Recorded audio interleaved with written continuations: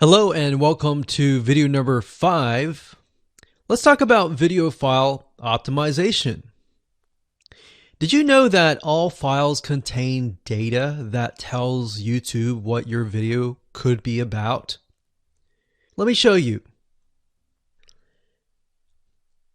Okay, so the way that YouTube gets an idea of what your video is about is by transcribing it. And for the most part, it can usually figure out what your video is all about if you have voice and speaking in it. Now, you can go one step further by adding what we call video file metadata. It's very similar to a website metadata. So for example, if you right click on any website and you click on View Page Source, up at the top, you're going to see a lot of what we call metadata. So right here, we can see the name, the title, the description, and all that information. So what that does is it tells Google essentially what your website is all about. So very, very similar in this case of what we're doing here.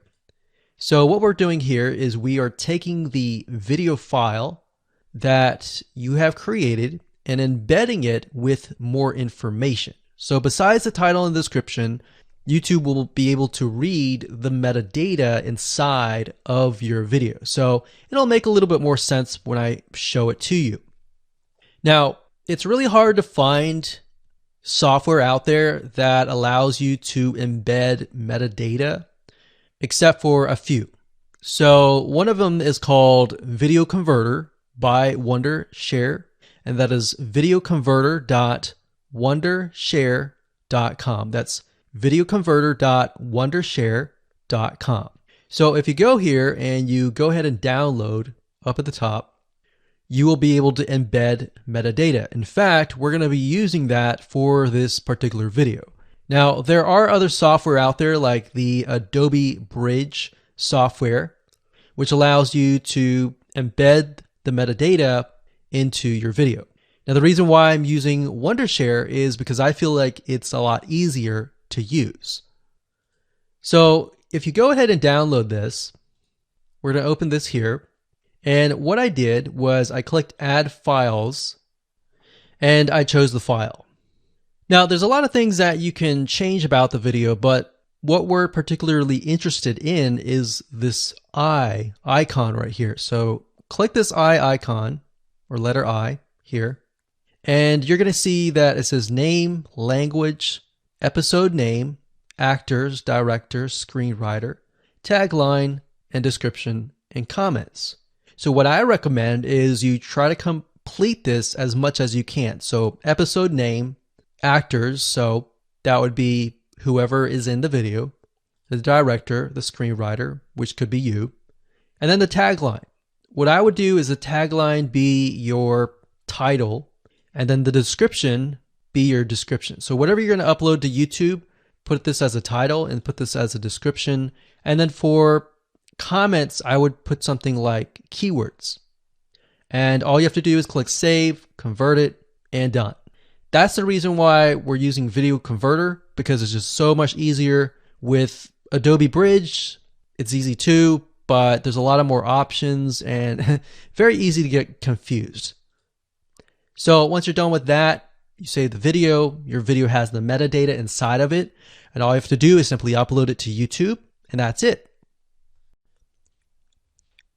Hello and welcome back. This is video number 6. Let's talk about your thumbnail and why that is important. You see, since our goal is to get more clicks or more views to your YouTube video, we have to rely on attracting viewers. So if you think about it, the thumbnail is the first thing people see as they are scanning to find what interests them the most. So in other words, if you think about it, if you go to youtube.com and you type in a keyword, you're going to see all the results with thumbnails, the titles, the descriptions, and all of that. So that's the first thing that they see. So let's discuss what your thumbnail should contain and what's working in your market and how to figure that out.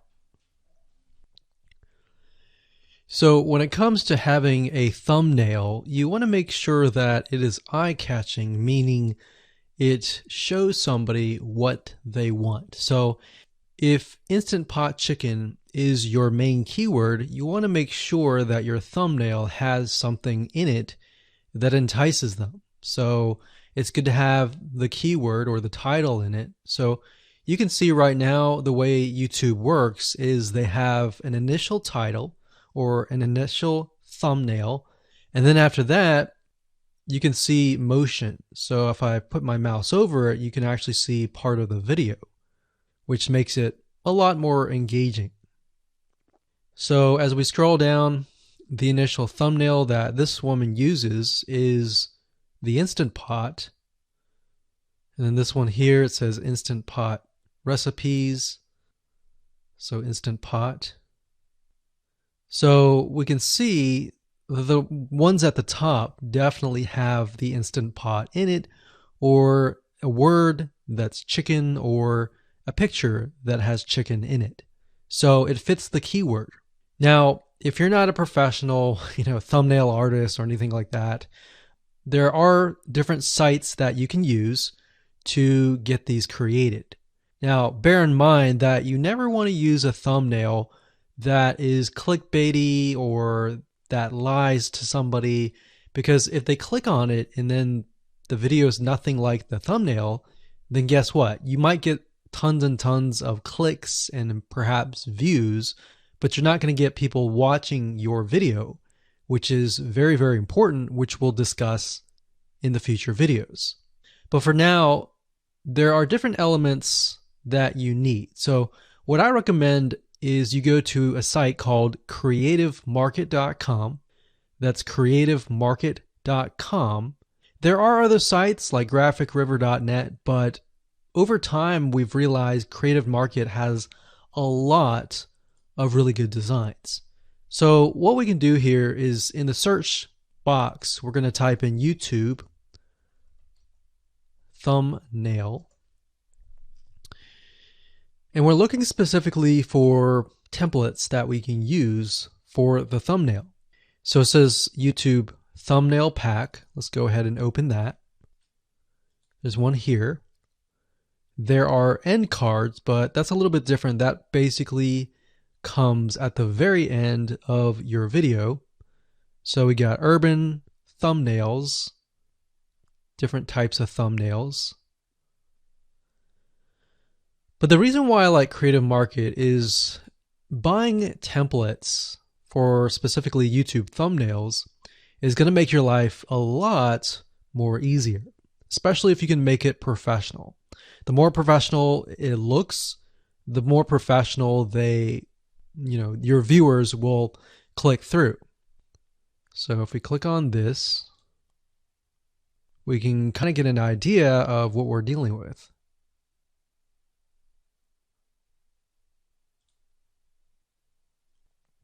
And here's more thumbnails here as well.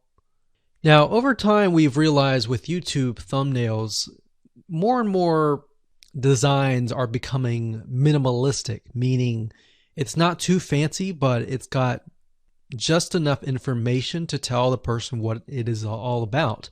So it could have text, it could have pictures, but you really need to know what your YouTube video is about before you can create your thumbnail. In fact, I recommend that you create your YouTube video first and then you create your thumbnail so that you can make sure that you attract the right person.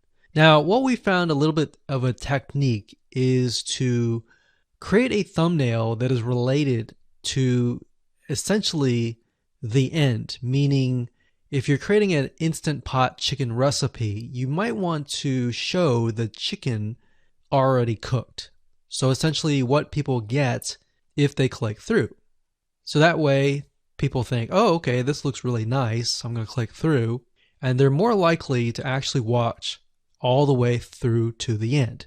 And that's what we want. We want people not to just click through, but to watch all the way till the end. And that's actually going to help us with the ranking.